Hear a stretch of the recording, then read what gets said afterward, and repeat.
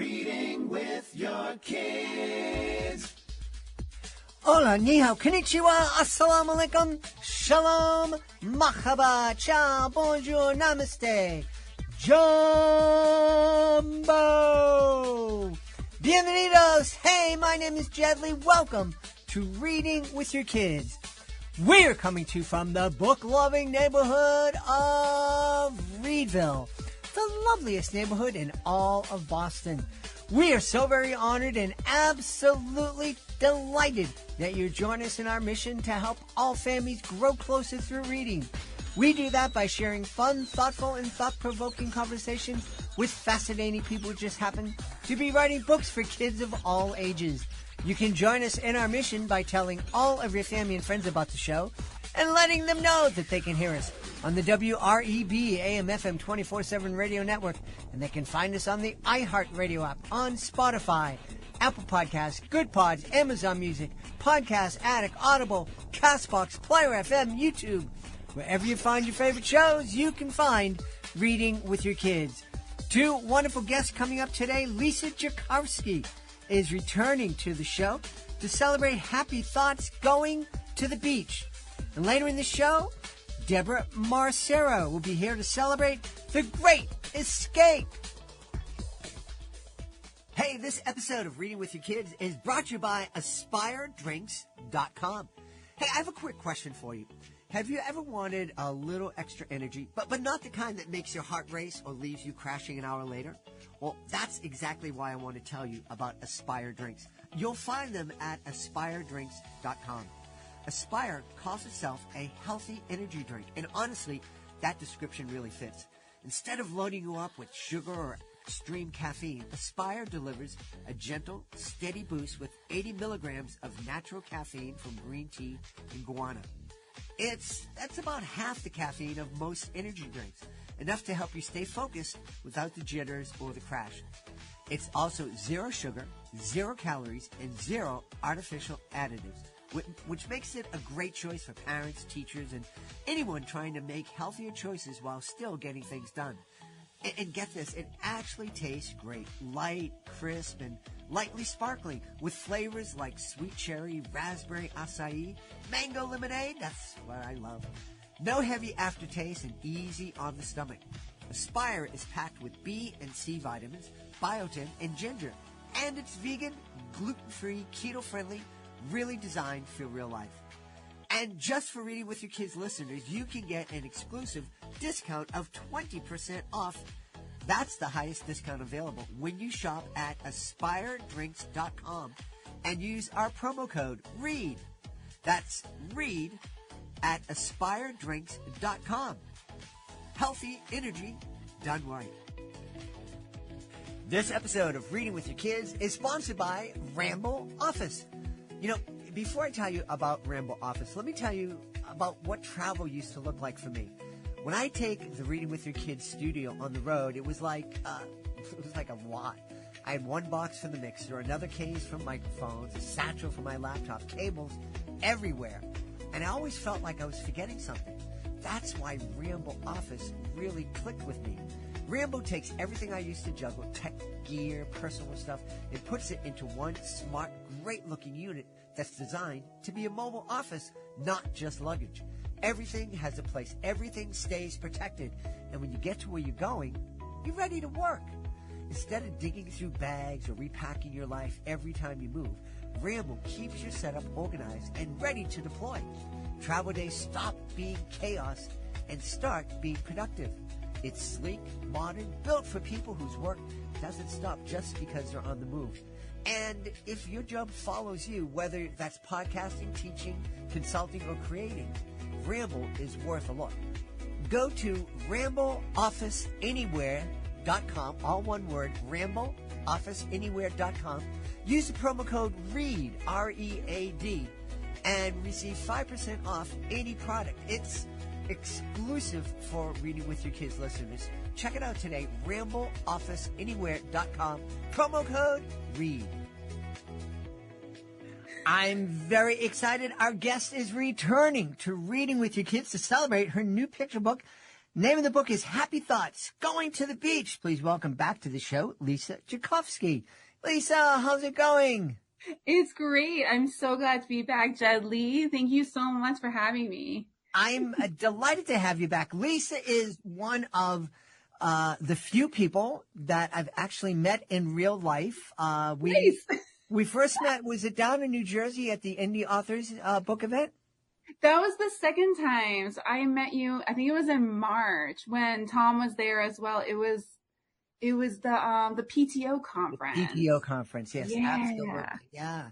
Well, then, this has been such a joy. We've put out over 2,300 episodes.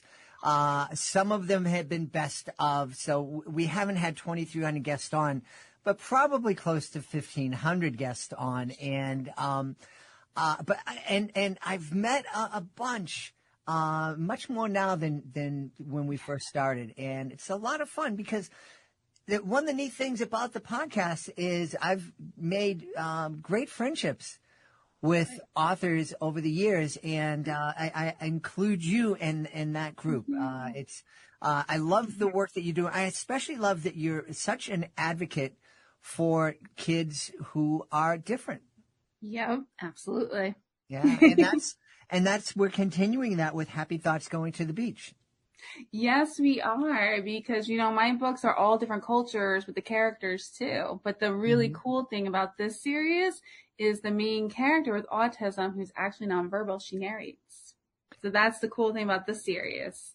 That is, let's talk about nonverbal kids. Because that's, I have a story that I may or may not share with you today. We'll see if it fits in. But I guess the best way to start is nonverbal kids are really misunderstood. Very, very much so. And it's interesting because when I say nonverbal, I mean kids that physically cannot talk with their mouths. Some people call children that have what I call limited capabilities and can say, maybe 1 or 2 word phrases. They call them nonverbal as well. But in my personal and professional opinion, they're limited verbals. So when I say nonverbal for this character, she really cannot speak with a verbal voice. But it's amazing because it shows there's all these other ways to communicate. We don't need a verbal voice to be able to do that. Yeah. I learned that lesson. I don't know if I told you this in our past meetings, Lisa. I worked in a school for kids with severe developmental disabilities before I started doing my educational magic show. And my job was to get the kids out into the community. So it was part PR, part clowning, part adapted phys ed, just about everything. And one of the kids who was my partner, she was my partner, an ambassador going out and would help me open these doors, was a young girl with Rett syndrome. And at the time, it was believed that kids with Rett syndrome maybe could make it to 18, maybe. And Jennifer, well, back then my Boston accent was much more prevalent. Jennifer and I would go out and would open up doors. She was a beautiful kid, and she was also nonverbal, but we communicated very, very well. It communicates through eye contact, through gestures and whatnot. And I knew what was, and the kids that met her too very quickly were able to pick up on, what she was trying to tell us. And that's the amazing part, is we need to encourage kids to do that. And that's one of the things that I've noticed in the district I'm interning in, is the children are so accepting. It's so beautiful to see that whether they're nonverbal, limited, they have behaviors or they don't, they ask for the children who are autistic. Because the way the school district works is they have them in gen ed and then pull out for resource room for special ed. And the kids in the gen ed class ask where these children are because they want them to come in and play with them, and that's why I started with children's books too, because if we can teach them at a young age, they grow up to be these adults that are more accepting, more understanding. And then we should have less bullying. We should have a lot less of the difficulties that we're having, So it takes a lot of patience. But it's so amazing to hear you say that, because you show that it's something that's real. We really don't need to speak verbally in order to communicate. You're a living proof example of that. Oh, no. Jennifer was responsible for me meeting my beautiful wife. Oh my God, that's incredible. No, That's even better. We would go in. So the major part of our integration program was bringing my kids. I had this idea. My kids loved being read to. They loved having people read stories to them. And I knew that the public school around the corner from the hospital where our school was, that they had kids who needed help reading. And I thought, how about this? We go over there, give the kids who are struggling with reading, give them a chance to read to our kids. Our kids are going to love it. The kids who are struggling with reading, all of a sudden they're going to get this confidence, like, oh, I can read. And it was a win-win. And so we're going over, and Jennifer would go over, I think, twice a week, and other kids in our school. We were going through, and I saw this teacher in the hallway, and we're walking to class, and Jen walked very slowly. And I remember saying, wow, she's really pretty, man. I want to ask her out. And Jen, she would clap her kind of hands like this. She just kind of giggled like, you don't have the guts to go talk to her. What are you talking about? And about a week or two later, we're down, and I always try to be let my kids be as independent as they could.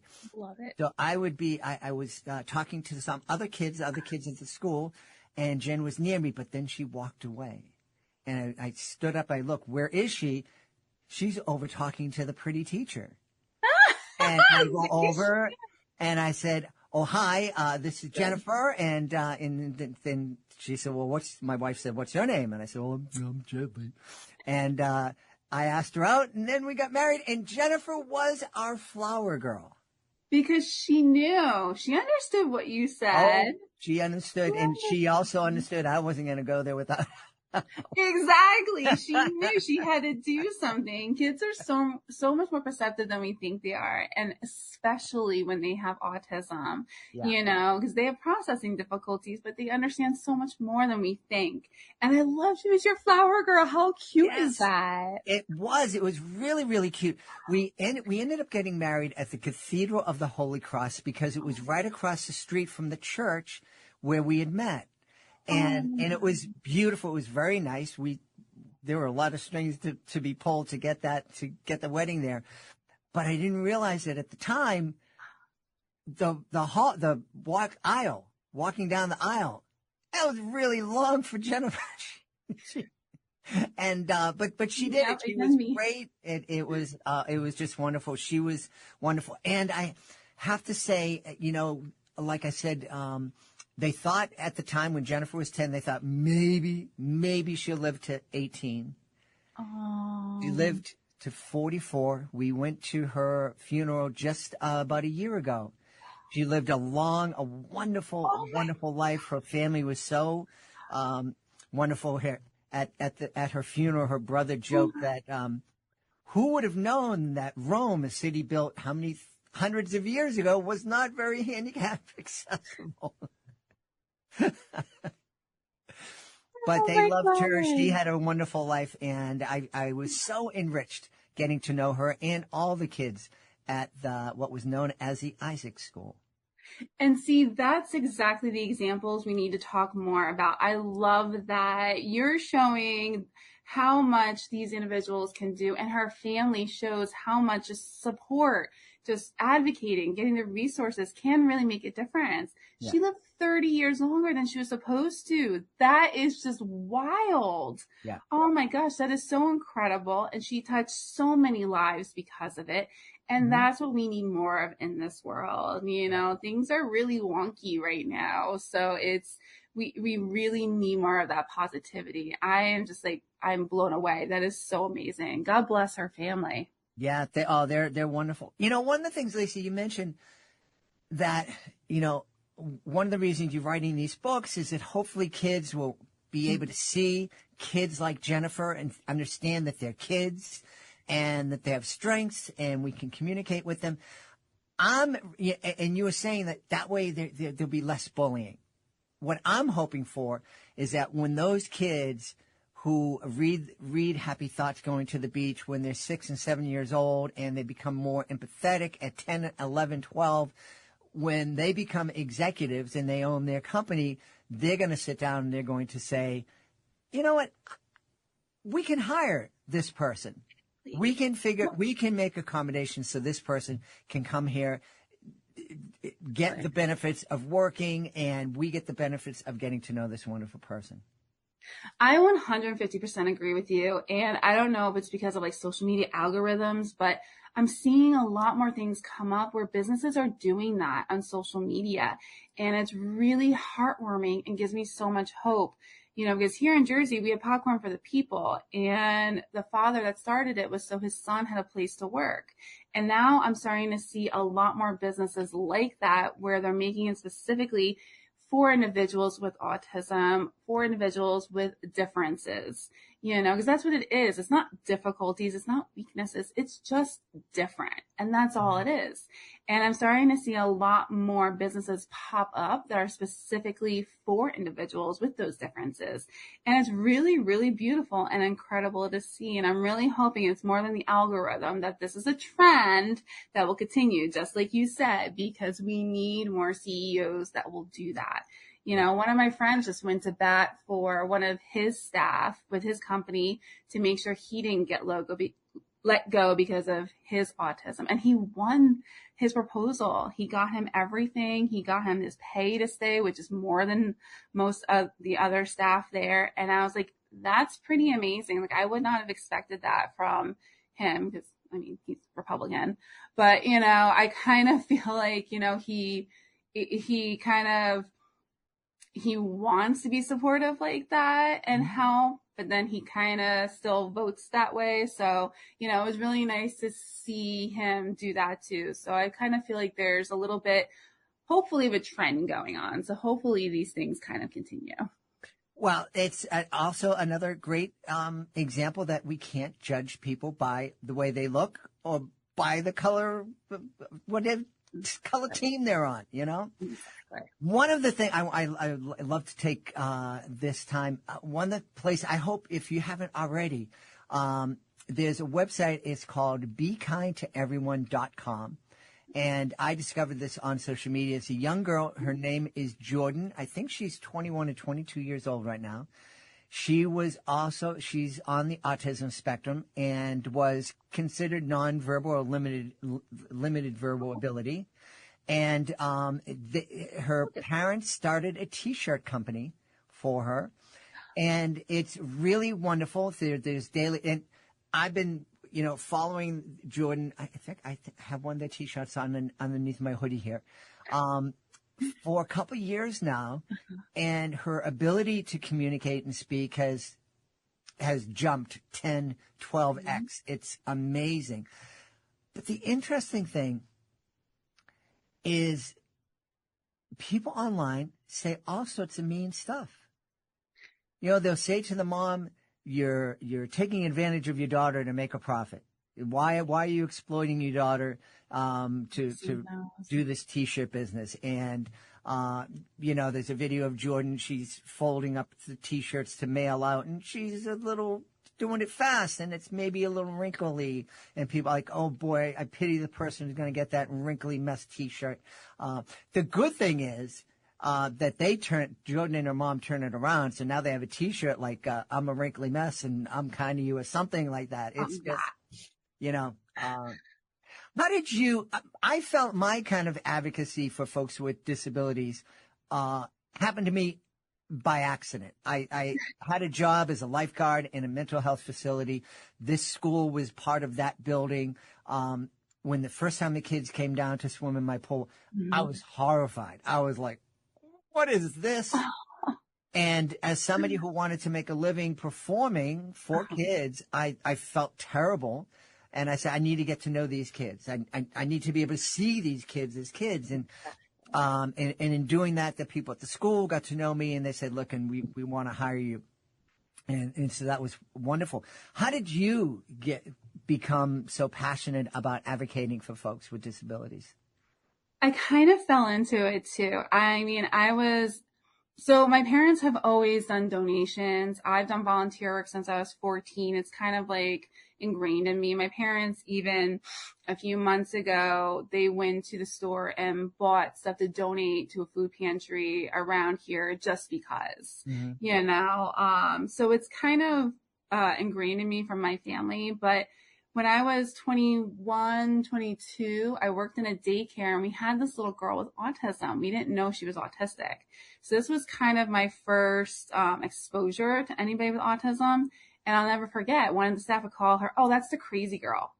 And I'm just like, what? I would go over and sit with her and talk to her because nobody wanted to play with her. She was limited verbals, making noises.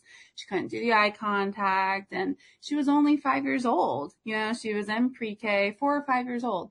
So I would hang out with her. I would spend time with her. I would get the other kids to play with her. And I ended up babysitting her because I became friends with the family.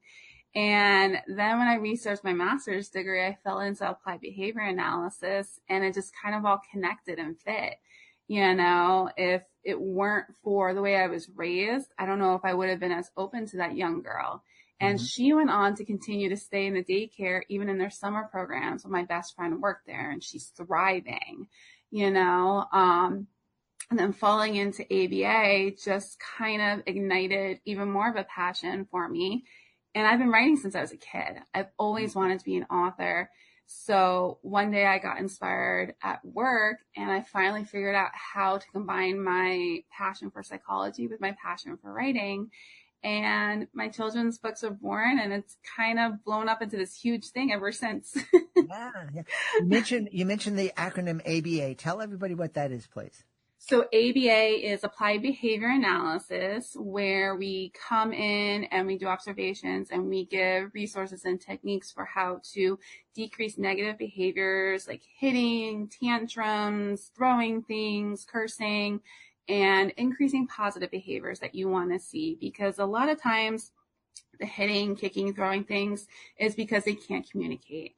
So we would come in and when we give strategies for how to engage in a way that would be more appropriate and would help the situation be more positive. So I've worked with adults, I've worked with kids, I worked in early intervention where I worked with kids under 3 that, basically had either cognitive delays, were autistic and not diagnosed yet. So we'd work on eye contact, we'd work on increasing speech, being able to imitate. So that's my background. I was doing that for almost 12 years and I left the field in February. I've been teaching as a professor for almost 5 years now, and I'm working on switching to the field of school psychology from applied behavior analysis instead. Very, very cool. So you're hoping to be that school psychologist in a elementary or middle school, high school? Absolutely. So I just incorporated my business officially, Unstoppable Voices. So what I've been doing some consulting, some trainings on the side, all under my business. So I'm hoping to go more the consulting way, not necessarily work like full time in a school district, possibly part time. We have something called ESU here, Education Support Unit, which is very similar to consulting. You get all the same benefits, just not the case management stuff. And from what I've seen already with case management stuff from internship, I think that'd be better for me. And then I can still teach. But, a lot of my stuff in my books is inspiration from my career in applied behavior analysis. And I'm getting lots of ideas from my internship already, which has been really, really fun. So I'm at the tail end of finishing things up, finishing my doctorate and moving from a part of the field, ABA, applied behavior analysis, which was great, but I just never felt like I could fully be myself, be creative, kind of like I live in like a gray area where I kind of like need to be able to change things, make it my own, be creative. And ABA is very much like black and white. So school psychology, I get to kind of do more. So I'm very excited about being able to switch into that. So I've got a lot of experience and just literally fell into it basically because I originally was going for teaching and then I switched to social work and then I got a master's in applied behavior analysis and then I got a second one in school psych. So it's been a really interesting journey. I've had an interesting career. Very, very cool. Getting back to happy thoughts going to the beach, I think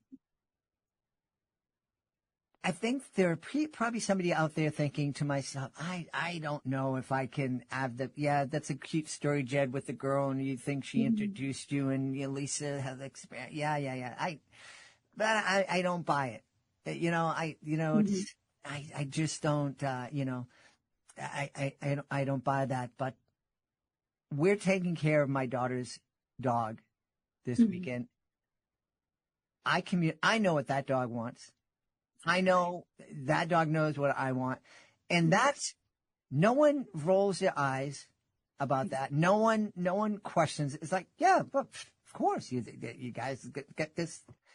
Exactly. Why can't we just have that same attitude? Like, yeah, the person's different, but we can figure out a way to communicate. I think part of the issue is, as human beings, we don't like change. If we have to change something, that's scary. We like living where we understand things. We like living where things are simple and easy. When it becomes hard and it's hard to understand and you have to kind of change and adapt, that's where we shy away because we don't like it. That's just kind of how I feel like humankind really is. And it's been kind of like a long road. If you look back at history, how things like evolved, there's always been pushback. There's always every little thing, every kind of piece of technology. We have cars, TVs, homes. There's always been pushback for everything. And then we finally accept it. And I feel like that's what's going on with autism or any kind of like disorder, any kind of even mental health disorder. And I think part of the problem too is we don't put enough information out there. If you look at social media, and I've been very open with a lot of people saying that I had to delete my threads because it just got so toxic. But if you look at social media, the way the algorithms are, they put out negative things. They don't always, I was talking to somebody over the weekend that said they had to like change their settings on their Instagram to show them only certain things. I don't know how to do that, but apparently you can do that. And I think that's part of the problem too, is that, we're so focused on what we see and we believe everything we see. And it's just, that's not what we should do. We should be questioning things. Mm-hmm. We should be open. We should really be like, okay, I want to know more. And us as a humankind and human species, we're not very good with stuff like that, on top of putting out things that are negative, and we just don't want to see that positive. Or like, okay, if it's out there on CNN, it must be true. Not even close. There's so much garbage going on right now when it comes to, what's out there about autism, all the stuff with the education department and everything. It's insane to me, to be honest, that we still live in the dark ages and still believe that garbage about autism. Mm-hmm. And it's really setting us back as a humankind so ridiculously far. And it's so hard to watch, but we need to, and that's why I wrote the books too, because we need positivity out there. These are literally based off my experience. Like you said, you brought them everywhere. I did too when I worked with adults. And when I worked with kids, we went and did stuff. So each of these books and Let's Talk are a different experience to show families they can do it too. And you can see in here, she has no stranger danger or like fear when it comes to the ocean. Her mom has to chase after her and stop her, but that's part of being a parent. And I think people don't realize how much work goes into being a parent, period. And just because your child has autism, you're parenting in a different way. And to me, it's like, what is the big deal? And to most people, it's like, ugh, I don't want to do it. And I think that's one of the biggest things is that we as a human species want things to be easy. And that's not life. Yeah, not at all. Not at all. Well, let's make things a little bit easier for people and tell them where they can go to find out more about Happy Thoughts Going to the Beach and find out more about you, because you have lots of books out there. I do. Number 13 is in the works. I got that cover. My God, I'm so excited about that. It's a very different book. I'll talk about it in a second. But you can find me on social media. My Instagram is Diverse Inc. Books. I'm not going to be rebranding my social media just because I have so much out there with the names already. So my business is under in like my summary stuff on my social media. My website is there, which is a really long thing. But I will be redoing my website in the new year. Okay. So my TikTok is Lisa J Author, JAY18. My Facebook is Books by Lisa Jacovski. And you can also email me, lisa@lisajay.net, or you can put my name into Amazon or Barnes & Noble, and all my books will come up. We've had a wonderful time speaking to the author of Happy Thoughts, Going to the Beach. It's the new picture book from our guest, Lisa Jacovski. Hey, Lisa, thanks for being back on Reading with Your Kids. Thank you so much, Jed Lee. It is always a pleasure, and I hope to see you at a conference in person in the new year, too. Hey, my friends, I have a super idea you are going to love. How about this weekend, turn your backyard cookout into a storybook celebration? Fire up the grill, crack open a few of your favorite picture books, and serve up Big Fork Brand's legendary bacon sausage. Made with nitrate-free bacon and premium pork, it's juicy, smoky, and unforgettable. Top it off with Big Fork's spicy Chicago fire sauce, and you've got a meal as bold as the characters in your favorite bedtime tale. Get 20% off your order using the promo code READ at bigforkbrands.com. That's bigforkbrands.com. Promo code READ to get 20% off, because nothing brings families together like great food, great books, and a whole lot of flavor. Big Fork Brands. Read, grill, repeat. Hey, my friends, you know one of my favorite parts of the day is story time. There's just something magical about snuggling up with your kids, opening a great book, and escaping into an adventure together. And let me tell you, that moment becomes even more magical when you're curled up in the softest, coziest bedding you've ever felt. That's why I'm so excited that CozyEarth.com is supporting Reading with Your Kids. Their bamboo sheets, comforters, and pajamas are unbelievably soft, naturally breathable, and temperature regulating, which means no more sweaty nights or chilly toes. Right now, Cozy Earth is offering Reading with Your Kids listeners an unbelievable and exclusive 41% off their entire site. That's right, you heard me right, 41% off. So go ahead, create your own cozy reading nook, wrap yourself and your kids up in something comfy, grab your favorite bedtime book, and turn story time into the best part of your day. Head on over to CozyEarth.com and use the promo code READ at checkout to save 41%. That's CozyEarth.com, promo code READ. We are in for a great time. This interview is going to warm your heart because our guest is very, very cold where she is. Coming to us from the great state of Minnesota, our guest is here to celebrate her new picture book. It's called The Great Escape. Please welcome to the show, Deborah Marcero. Deborah, how are you? I'm fine. Thank you. Thank you so much for having me. I'm excited to talk about this book. I am too. You know, I remember seeing the movie with Steve McQueen on the motorcycle jumping over that fence. We're talking about something else, right?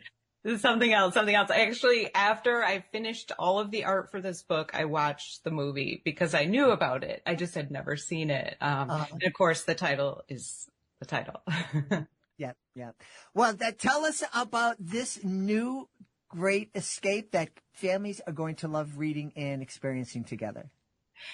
Yeah, so The Great Escape is a fantasy portal story, but it's basically an older sister, Evie, is on the quest for some alone time and some kind of quiet away from her noisy 3 younger little siblings. And she can't escape inside. She can't escape outside.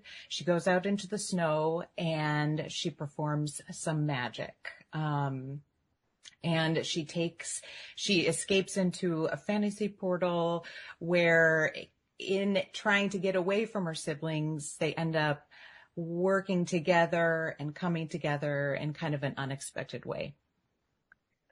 Wow. Sounds like fun. Yeah, I hope it's a lot of fun. I think it's a lot of fun.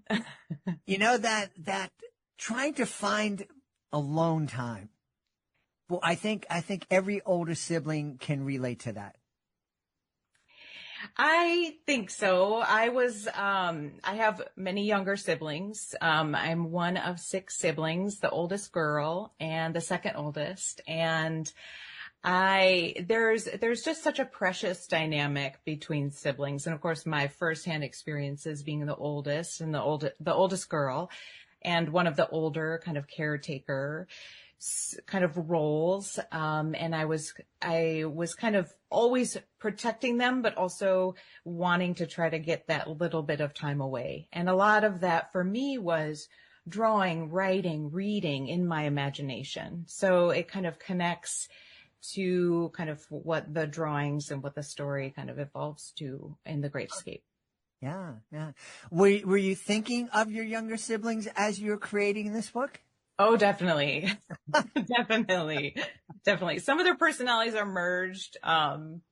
Yeah, there was, there's a playfulness, in the spirit of the 3 that kind of captures the energy that was in my family. I have 4 brothers, so a lot of, larger kind of like fighting, wrestling energy around me, when I might be trying to do something a little more quiet or kind of trying to concentrate. Mm-hmm. Yeah, yeah. Tell me as an author illustrator, I'm always fascinated by author and creators' creative process. And as somebody who has 0 visual art ability, I'm curious, what comes first for you? Is it the images? Is it the art? Or is it the story? Yeah, it's a little different for each project. For this particular book, I was kind of on the cusp of coming off of the Jar series. So the In a Jar, Out of a Jar, and Hope in a Jar, which features a little bunny protagonist. And kind of coming off of that, I wondered what would my next book be? And I was kind of struggling to kind of land on a certain protagonist or a struggle. And so I gave myself an assignment.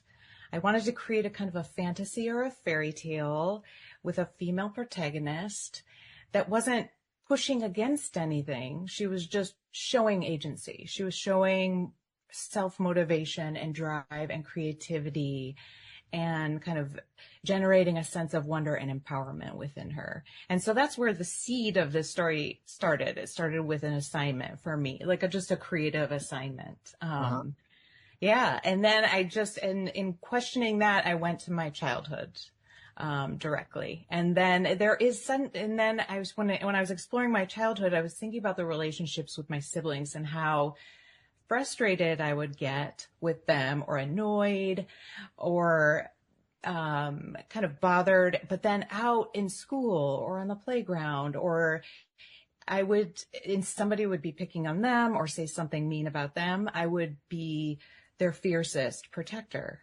And that dynamic of just I'm just exactly who I am in the family. And there's this dynamic of feeling just everything that you are feeling, whether it's frustration or protectiveness, and that just kind of equals this sincere love that kind of bridged into high school and adulthood for me. Just that bond, even though we're nowhere near each other now in location, but that bond is just fused and permanent. You know, it's interesting as you were talking about your relationship with your siblings. It sounds just like my kids, my son and my daughter, and very, very different people. Not a whole lot in common, but yeah. I remember one.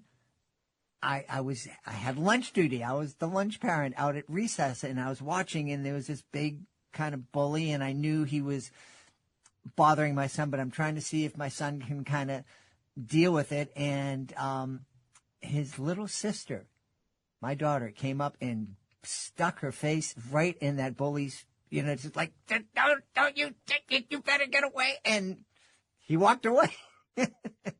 Yeah. And I'm like, cool. And you just got to watch that. Yeah. I just got to watch it. Yeah, it was very cool.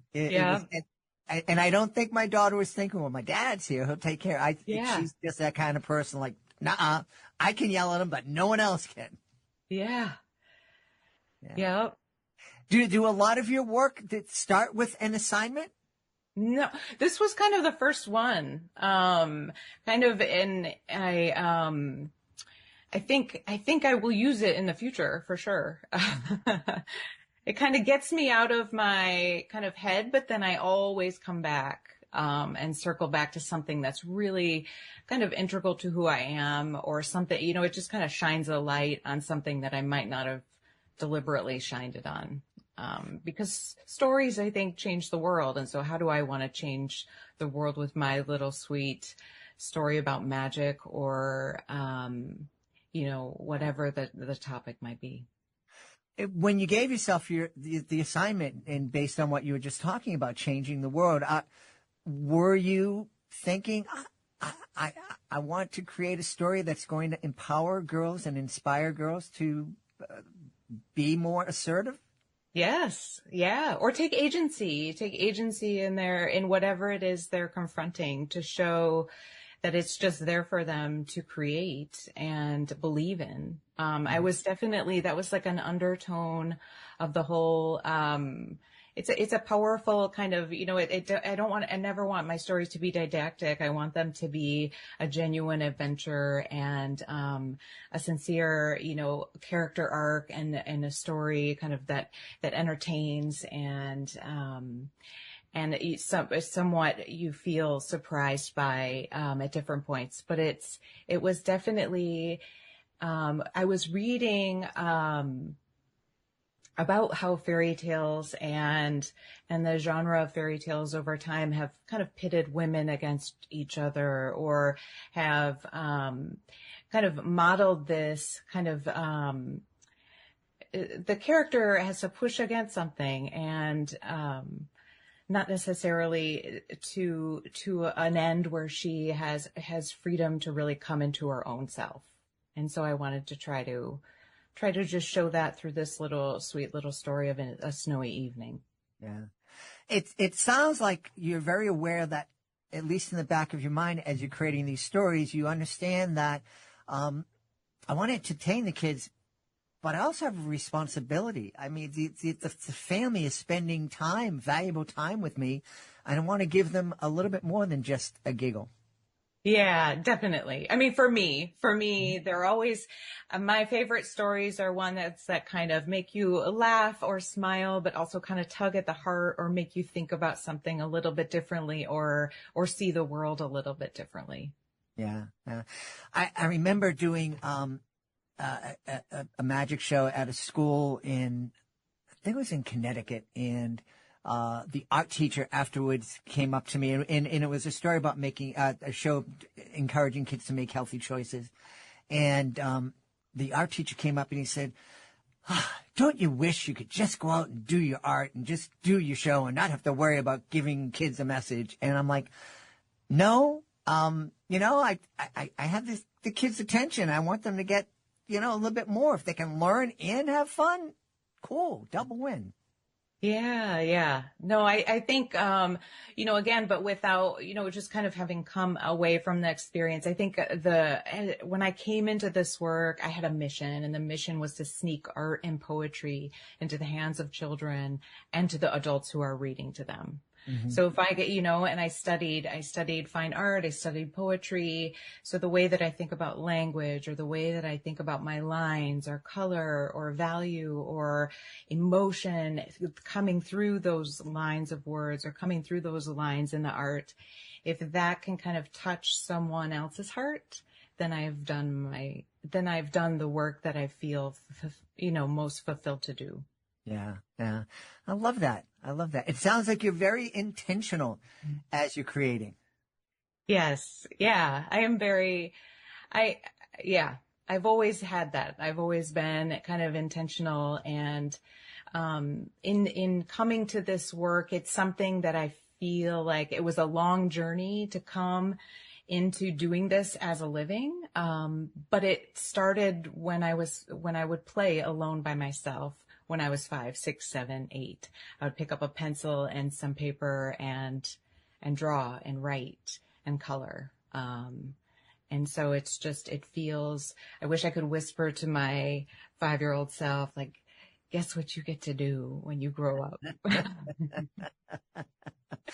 I'm curious, when you were that 5-year-old, it sounds like you had no idea that this could be a living. You were just kind of entertaining yourself and doodling. Yeah, it was play. It was what I would reach to do in my spare time, like summer vacations, or we would have drawing contests as little kids and my mom would play. It was just what I would, it was what I would grab. It was what I just, it was just always a desire, to do. And I didn't really know, that I could or would be, I went to art school at the urging of my parents because they saw it in me. They said, you're going to art school. You know that, right? And I said, am I? Can I? Like when I was a junior in high school, because, they were just like, of course, what else would you do? Because I had been doing it all along. And and it took me a while to believe that that's what I could actually do. And then it became the quest of my life. How do I become an artist, and what kind of artist do I want to be, and how do I support myself? And that is the first time I've heard of parents encouraging their soon to be professional artist child.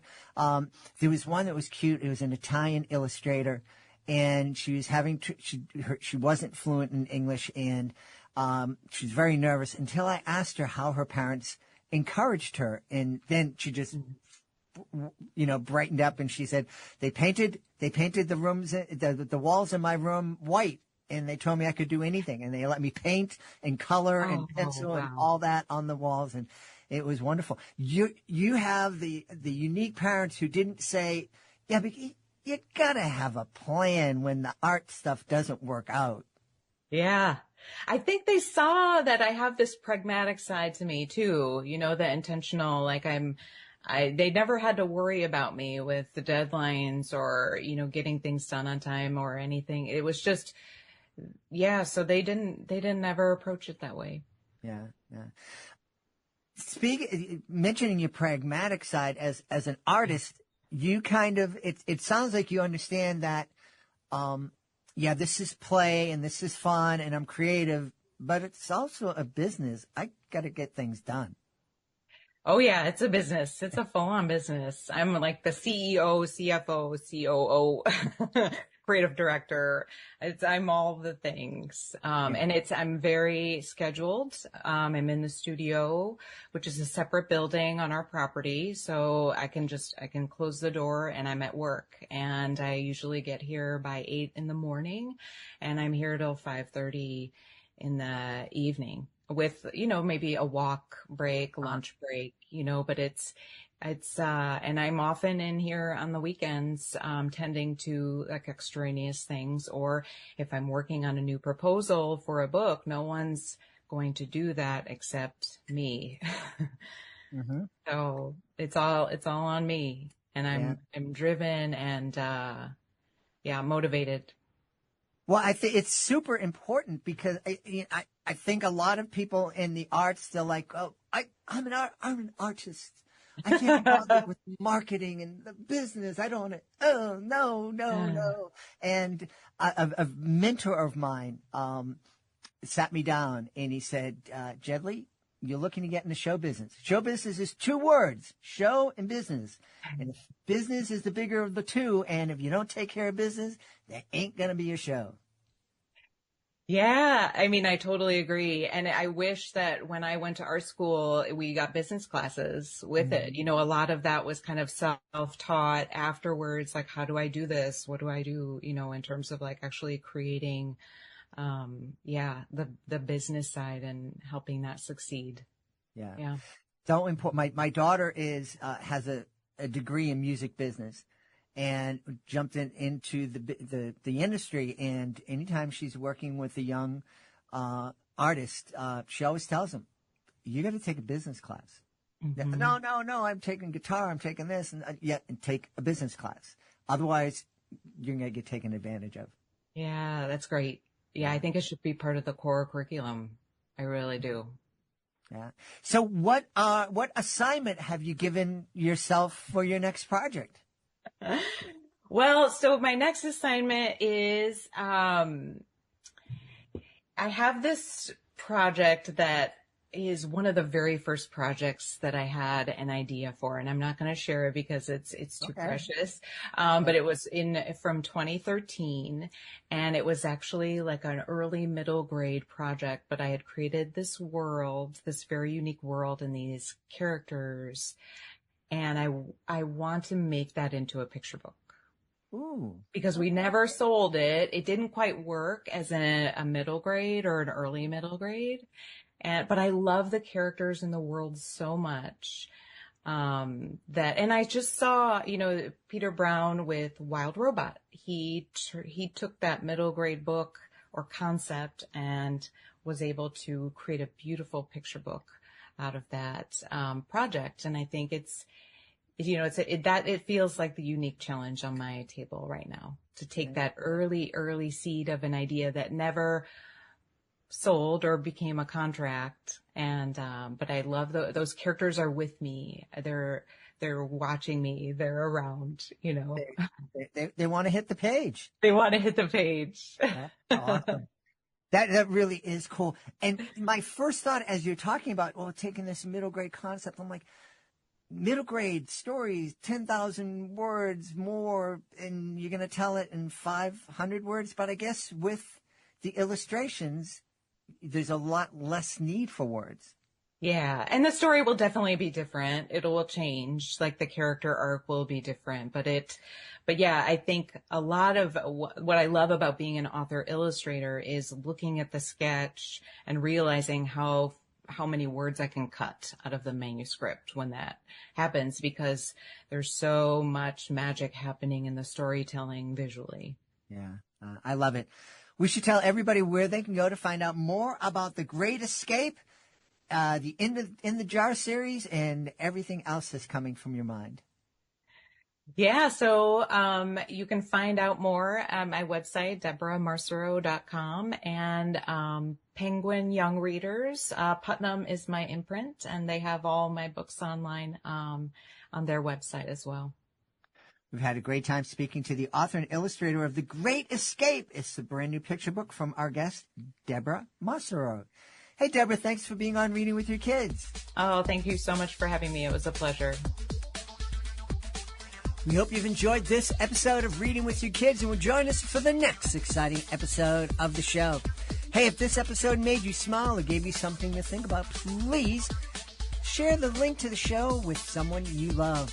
And also, please consider leaving a 5-star review wherever you find your favorite shows. And also, we'd love for you to subscribe to the show. Hey, we'd also love for you to connect with us on social media, facebook.com/readingwithyourkids, at Reading With Your Kids on Instagram, at JedLeeMagic on X, our YouTube channel, youtube.com/Reading With Your Kids. We'd love for you to subscribe to our YouTube channel. Even if you listen to the show somewhere else, it really helps us if you would subscribe on YouTube. Hey, I want to thank the folks who made today's show so wonderful, starting with our guest, Lisa Jacovski. Please be sure to check out Happy Thoughts Going to the Beach. Also want to thank Deborah Marcero. Please be sure to check out The Great Escape. I want to thank my team, Fatima Khan, Chris Doherty. I want to thank my beautiful wife for all the support she gives me, and boy, oh boy, does she ever give me oh so much support. Most of all, we want to thank you.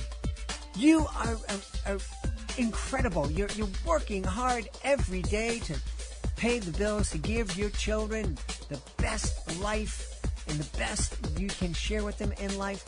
Don't forget that you're making their life so much more wonderful, and you're making the world a better place every time you read with your kids. I'll be looking for you in the next episode of Reading with Your Kids.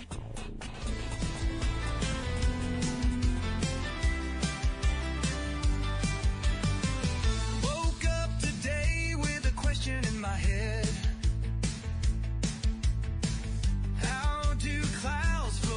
above my bed. Can I make one here without a sky so far? Let's do a little science, make a cloud in a jar.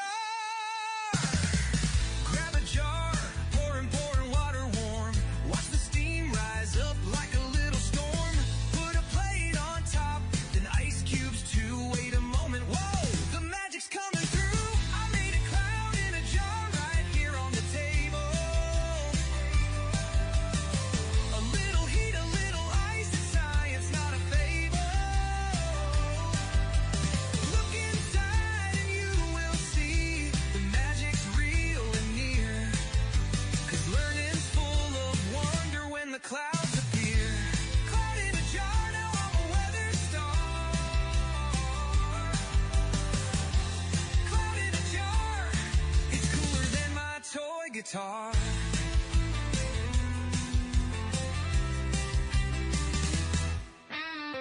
Mom said, wow, Dad gave me a cheer. My pup just barked and fogged up the mirror. It's not just smoke, it's vapor in disguise. Condensation's cool, it forms before your eyes. Hot air rises, cool air makes it drop. Tiny drops of water do a drizzly hop. It's science you can see right before your nose. Who needs a textbook when the kitchen glows?